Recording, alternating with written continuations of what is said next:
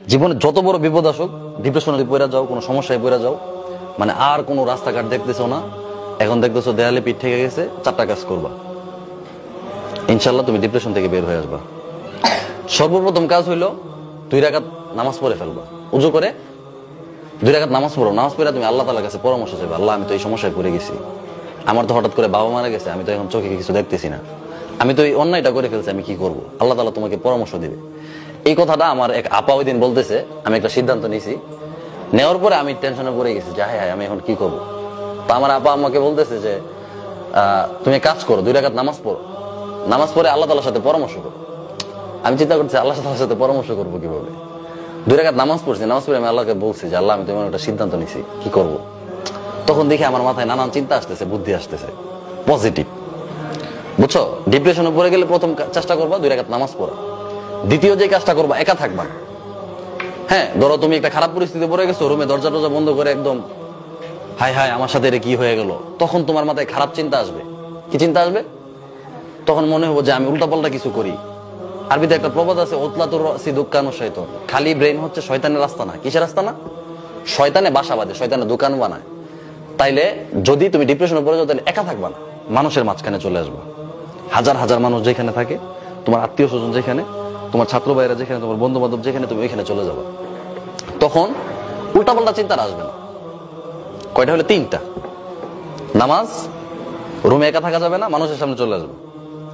এরপরে যে কাজটা, যারা বড়, তোমার চেয়ে বয়সে বড়, তোমার চেয়ে বুদ্ধিতে বড়, জ্ঞানে বড়, হ্যাঁ, তোমার উস্তাদ, তোমার বাবা মা, ভাই বোন, তোমার যারা বড়, তোমার যারা গার্ডিয়ান, তাদের কাছ থেকে পরামর্শ নিবা যে আমি তো এই খারাপ পরিস্থিতিতে পড়ে গেছি, এখন কি করবো, এখান থেকে বের হবো কিভাবে। তারা যখন একটা পরামর্শ দিবে, তখন তোমার মাথায় মানে খারাপ চিন্তা আসবে না, শয়তান বাসাটা বাঁধতে পারবে না।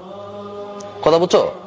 আর তোমার মাথায় যদি কেউ পরামর্শ না দেয়, তাহলে তোমার মাথায় নেগেটিভ চিন্তা আসবে, খারাপ চিন্তা আসবে, উল্টাপাল্টা চিন্তা আসবে। এই কথা বুঝতে পারছো? এই 4টা কাজ করতে পারবা। যে কোনো সময় খারাপ পরিস্থিতি আসতে পারে, আসলে এই 4টা কাজ করে ফেলবা। প্রথম কাজটা করলে দেখবা আলহামদুলিল্লাহ একদম শান্তি হয়ে গেছো, নামাজে দাঁড়ায় যাবা, একা থাকবা না। ঠিক আছে? যদি বাবা মারা যায় বা মা মারা গেছে, বা তুমি এমন একটা ভুল করে ফেলছো, হ্যাঁ, তো এখন কি করবা আর বুঝতেছো না, তুমি রুমে দরজা টরজা বন্ধ করে একা থাকবা না, মানুষের সামনে চলে যাবা। হ্যাঁ, তোমার ছাত্র ভাইরা যেখানে সবাই একসাথে আছো, বা তোমার বন্ধুরা যেখানে, ওইখানে চলে যাবা। লাস্টের কাজটা কি?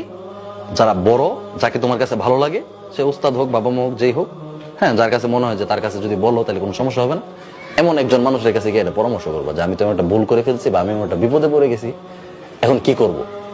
তো উনি পরামর্শ দিলে দেখবো তোমার চিন্তা আসবে, বা তোমার অনেক আসান হয়ে যাবে, এই সমস্যা থেকে তুমি বের হয়ে আসার সুযোগ পাওয়া যাবে, আল্লাহ তাআলা তোমাকে ব্যবস্থা করে দেবে। পারবা? বিপদ তো যে কোনো সময় আসতে পারে, ঠিক না? তোমার জীবনে বিপদ, আমার জীবনে অনেক বিপদ গেছে, তোমাদের বিপদ আসবে না? আসবে। আসলে বিপদ আসলে হায় হায় আমি তো বিপদে পড়ে গেছি, এখন শেষ, আমার জীবন শেষ, এমন না বিষয়টা। এমন যে আমি বিপদে পড়ে গেছি, এখন কি করব। অনেকে আছে বোকা, দরজা মরজা লাগাই থাকে, পরে শয়তানে এসে আত্মহত্যা করে যে আত্মহত্যা করে, সে কোথায় যায়? জাহান্নামে যায়। আত্মহত্যাকারীর কোনো মাফ আছে? সে ডাইরেক্ট জাহান্নামে যাবে।